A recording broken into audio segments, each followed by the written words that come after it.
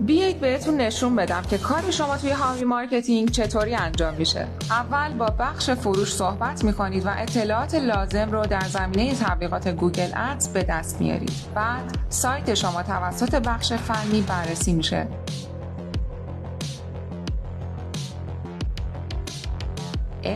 این که منم. حالا اگه سایتتون ایراد داشته باشه توسط بخش پشتیبانی به اطلاعتون میرسونیم و سفارشتون تکمیل میشه. بعد میرسیم به مرحله ساخت کمپین و شروع تبلیغاتتون. بعدش هم کمپیناتون بهینه سازی میشه و گزارش هم براتون ارسال میکنیم.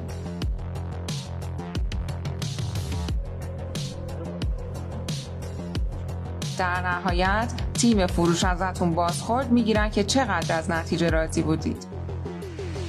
پس بزن لایکو که انرژی بگیریم. خدافظ.